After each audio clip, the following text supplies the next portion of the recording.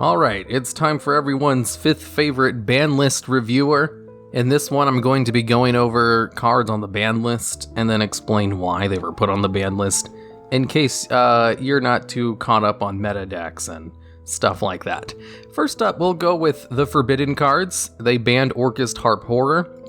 The reason this card is banned is, twofold. One, if a card has a good graveyard effect, there's a good chance it'll become a meta card because of its graveyard effect. Graveyard effects are really good because they allow you to gain advantage from a card that's, in the graveyard. Now, special summoning cards from the deck is really good. If a card can special summon a monster from the deck, there's a good chance it's going to see lots of play because that's a really good effect to have. Orcust, Harp, Horror does both of those things. It has a graveyard effect that special summons a monster from its archetype from the deck. That's super good. I'm surprised this card ever existed in the first place. That's why it's banned. It has two super good effects put together in an archetype that's so good that it's, splashed into a whole bunch of other decks.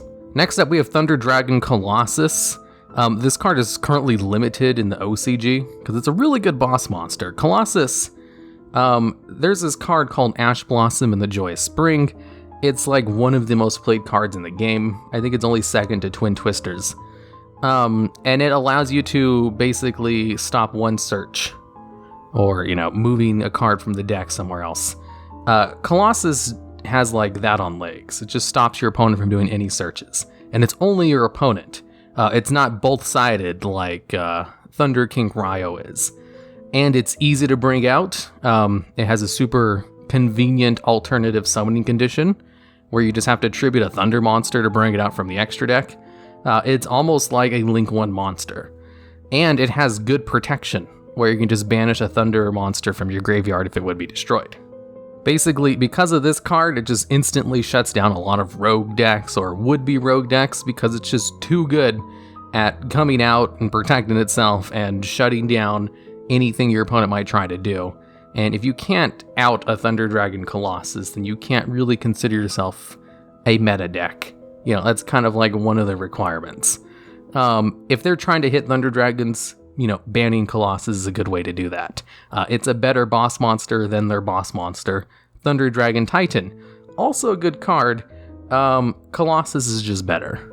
Next up, we have Heavymetalfoes Electrumite. This is just a super good card in Pendulum decks because it supports them super well. It essentially allows you to search out a Pendulum card, and then draw a card on top of that. If you use its effect in its intended way. It has a whole bunch of words to basically say, search out a Pendulum card, and then draw a card.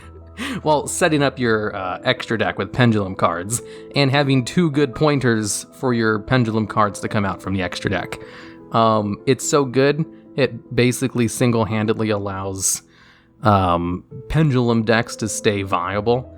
I don't know why they banned it. It's not like Pendulum decks were super dominating, but since they hit all of the other meta decks, I guess they just hit this one as well. They just banned it so that Pendulum decks wouldn't all of a sudden become top tier, because this card was just so good in Pendulums. Next up, we have IB, the World Chalice Justicar. This card can be brought out with one card if you use Dragonet, and then allows you to go +2 off of its effects while going into Link monsters. It allows you to search out a card, which can special summon other cards from the graveyard, and it can also special summon a monster from the deck when it's sent to the graveyard, for like a Link play or something. Generally, +2 cards get banned because that's really good card advantage. So this is not surprising. On the next one we have is Tempest Magician. This is kind of an old level 6 synchro monster.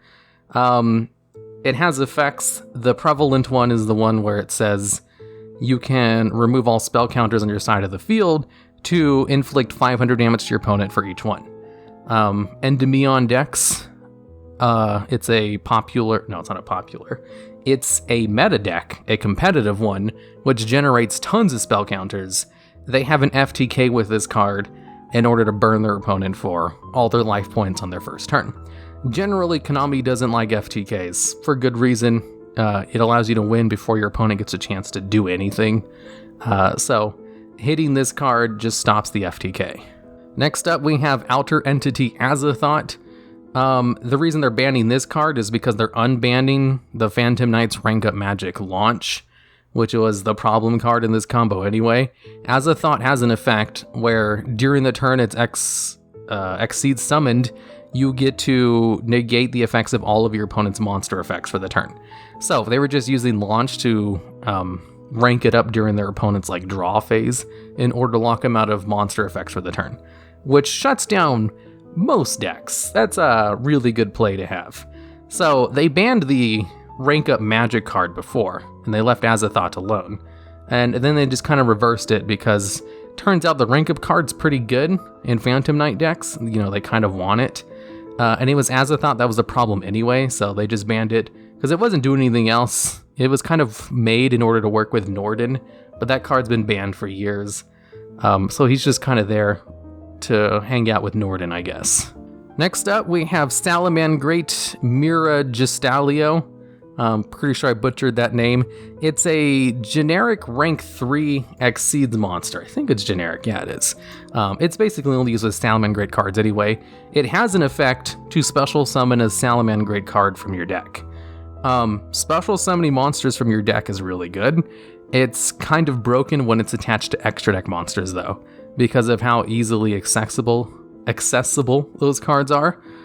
There's 2 other rank 3 monsters that are banned that also special summon monsters from the deck. MX Saber Invoker and Wind Up Carrier Zenmighty. 2 other rank 3 monsters whose effects are to special summon monsters from the deck. So it makes sense that a card from a good archetype that has that exact same effect would get banned as well. You know, if they're trying to hit all of the meta decks, this is a pretty good hit in order to, you know, limit down Salamangreats a bit. Next up, we have Brilliant Fusion, which is banned from Limited for some reason. Putting this card to 1 already basically stopped it being an engine card, because you don't really want to run this card alongside a Garnet. But I think the reason they banned it was maybe because, you know, a pre-plan for the Master Rule revisions that are coming through, which will allow fusion monsters to be a little bit more flexible. Or it was because of the Gem Knight FTK. Gem Knight FTK revolves around Gem Knight Lady Lapis Lazuli and Gem Knight Master Diamond. Master Diamond's already limited to 1 to kind of like rein that in. It's a lot harder to do it, but it's not impossible. And Lady Lapis is the problem card. That's the card that does the burn damage, which allows the FTK to happen. Brilliant Fusion just makes it a little bit easier. And I guess getting rid of Brilliant Fusion stops it as an engine card for the new Master Rule revision, and also nerfs Gem Knight FTK even more. Gem Knight FTK only saw play in 4 topping decks in the past year. One of them did take first place, so it is a good deck. It's just not heavily played, because it's kind of hard to pull off. And hitting Brilliant Fusion is going to make it even harder, I guess. You know, they don't like FTKs, so it makes sense that they're trying to hit it. But if they were really trying to hit it, you'd think they'd ban Lady Lapis instead. And lastly, we have Sky Striker Mobilize Engage. This card is like a Pot of Greed and card advantage for the Sky Striker deck, and it's also not once per turn, which is surprising because this card can be recycled through other Sky Striker cards. It's actually better than Pot of Greed because it both allows you to search out any card from their archetype and then draw a card after that. People have been super surprised this card wasn't banned a long time ago, so it looks like they're finally taking it seriously of trying to limit Sky Strikers. Alright, now we have cards that are limited to 1 copy per deck. First up we have Danger Nessie. It was already semi-limited, it's part of the Danger archetype. Nessie allows you to search out other dangers when it's discarded. So it's always been one of the better Danger cards, so, you know, if they're going to limit one of them, it would probably be this one, or Tsukinoko or Jackalope. You know, those are the other 2 good ones, because they allow you to search out other copies of them. Well, I mean, I guess Jackalope is the other good one, since it allows you to special summon a danger from the deck. Next up, we have Dinowrestler Pankratops, which is kind of surprising. It's a really good staple card, which means it sees play in tons of decks, and not just dinosaurs, or I don't think Dinowrestlers is a meta deck. but it's like in the top 10 most played cards. That's how heavily played this card is. And that's because it can special summon itself from your hand, it has spell speed 2 destruction, and it has a big body to beat over a lot of lower attack boss monsters. It's super versatile and a really good going second card. And it's just a direct nerf to going second decks, which have become, actually viable for like the first time in the game's history. Usually it's the decks that went first that had the advantage. That's why you can't draw a card during your first turn. That was a rule they put in to try to limit that, because it used to be you could draw a card during your first turn. And then going second was just made so much better because I made so many good going second cards, like PANKRATOPS, and evenly matched. But evenly matched is still unlimited, so that's good, I guess. PANKRATOPS nerf is kind of surprising. It was maybe because of, one of the other things that I'll talk about in a bit. Next up, we have the Servant of Endymion. This is the most played card in the Endymion engine. It's played out of more than any of the other ones, and that's because its pendulum effect allows it to special summon a card from the deck. It's just limited to 1, so it's still going to be played.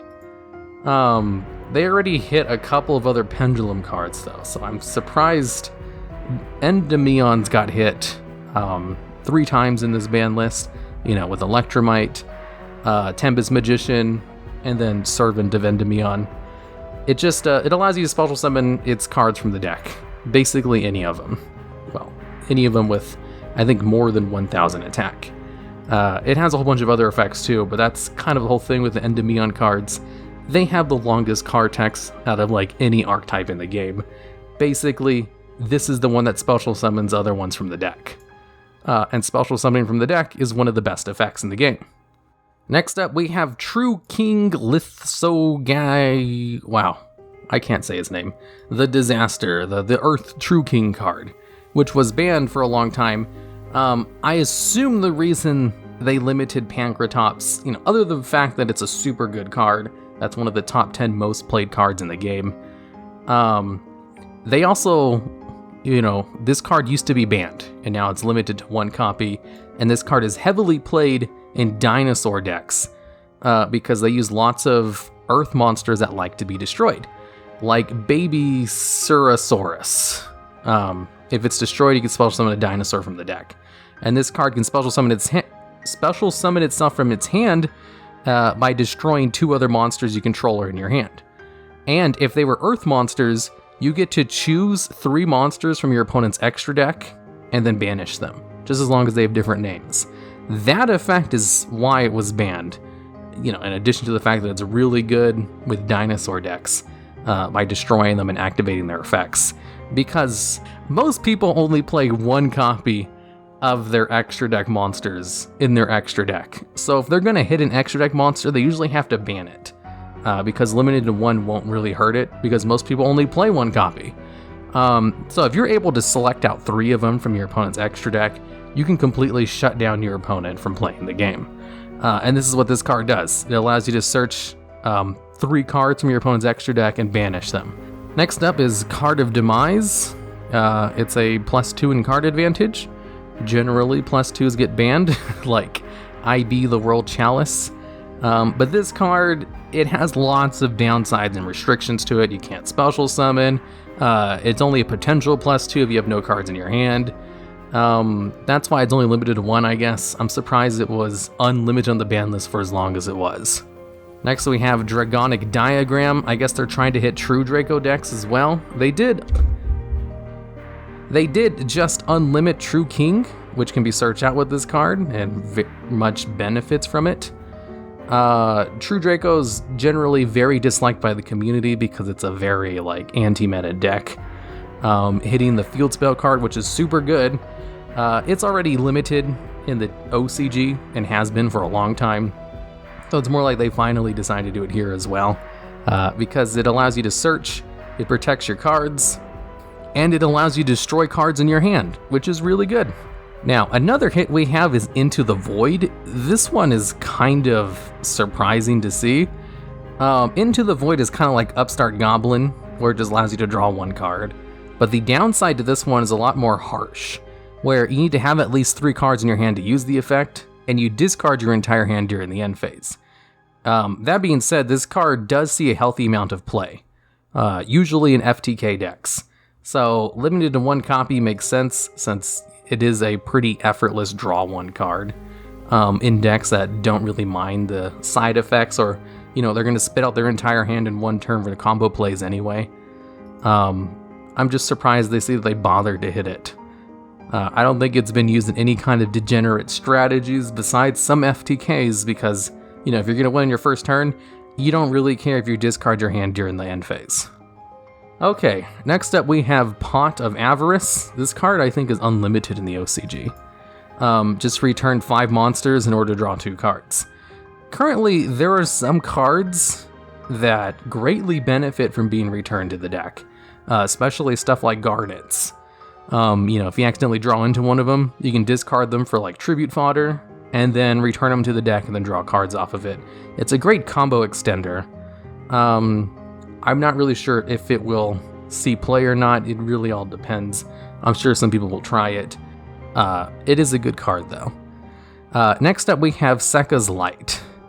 I made a top 10 list of like the best draw cards of all time, and SEKKA'S Light was the only card I placed on that list which wasn't banned, because it was just that good. It allows you to draw 2 cards, it allows you to mulligan from the graveyard. The only backdraw to it, the only side effect, is you can't use other spell and trap cards in the same deck. There are some decks that can take advantage of this, you know, and just go full monster mash, and then just gain the amazing advantage from SEKKA'S Light to just draw a whole bunch of cards, and set up their hand how they want. And it was a really good card for monster mash decks. I guess a little bit too good, because putting this card to 1 almost makes it useless. Because this card was already played as like the only spell card, the only spell or trap in monster mash decks. So if there's only 1 copy, I don't think that's really going to be viable anymore. And then lastly on the limited list, they hit Red Reboot. Red Reboot like just completely shuts down trap heavy decks. But then again, so does Twin Twisters, which is the most played card in the game. But I don't think it really, you know, hurts them as much as Red Reboot. Twin Twisters, you can kind of play around it. Red Reboot is a lot harder to play around because it's a quick play. No, it's a spell speed 3 card that can be activated from your hand. So you can't chain negates to it unless it itself is like another counter trap card, like a Solemn Judgment.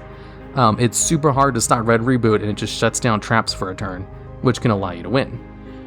Twin Twisters, though, it's spell speed 2, so it can be negated with other spell speed 2 effects, and it also requires you to discard a card.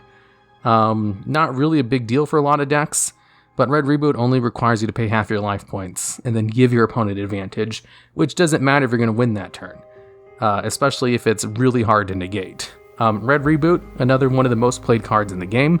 I think it's even in the top 15, not the top 10.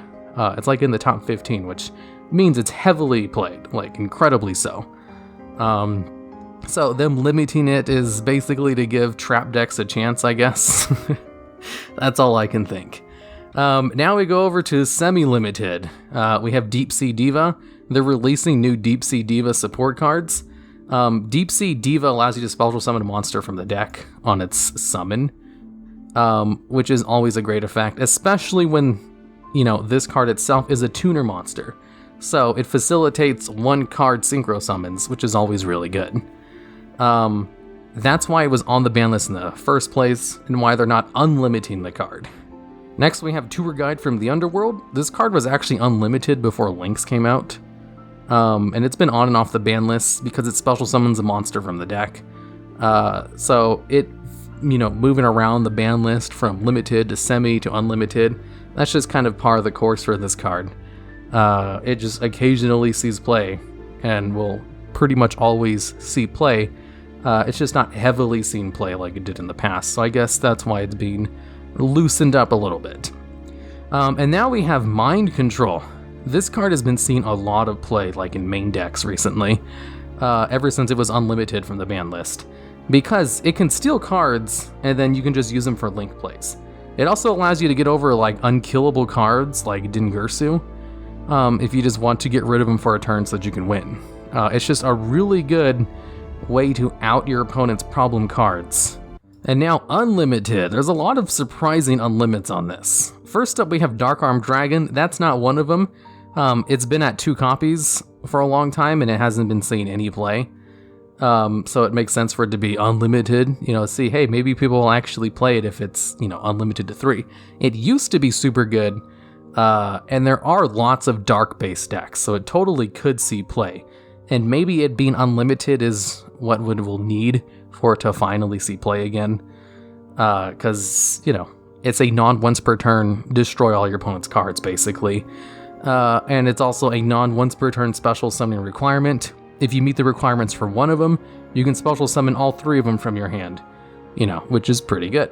Lady Debug, this just lets you search out Cyber's cards from your deck.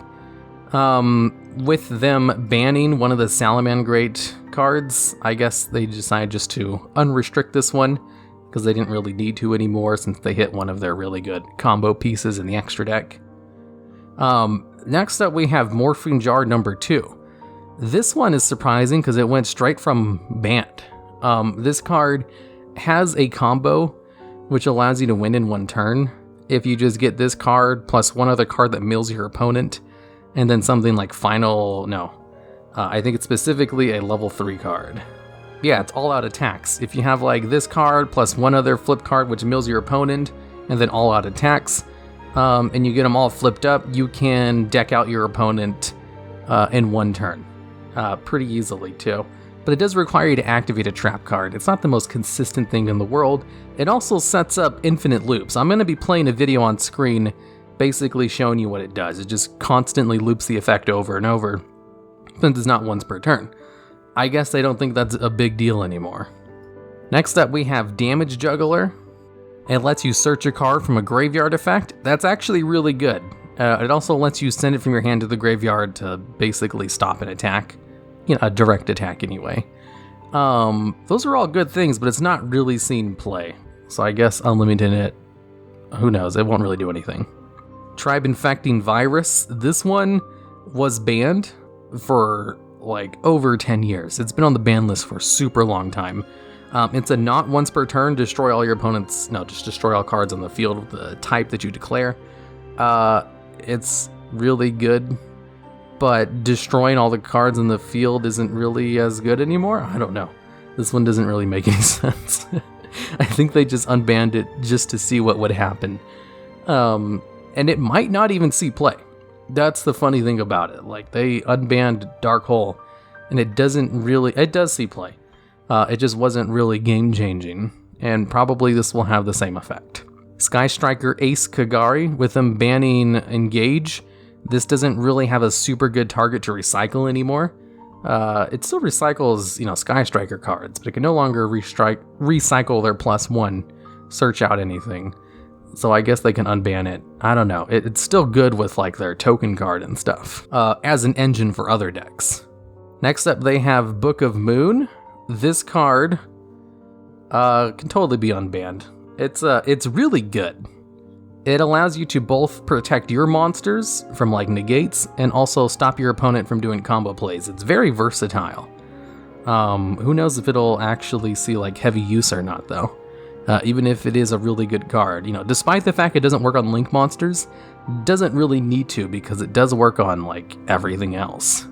The Phantom Knights Rank Up Magic Launch, they unbanned this card because they banned Azathot. Solemn Warning, all of the other Solemn cards are unlimited, including Solemn Judgment, which is better, so it makes sense that they finally just unrestricted this one as well. Soul Drain, this card got limited back during the Dragon Ruler era, because it countered them very heavily, and I guess they just kind of left it there for some reason. This one just seems like a long overdue unban since it didn't really need to be limited anymore. Okay, and that's all of them with some explanations about why they were on the list or why they were unbanned. I got nothing else to say.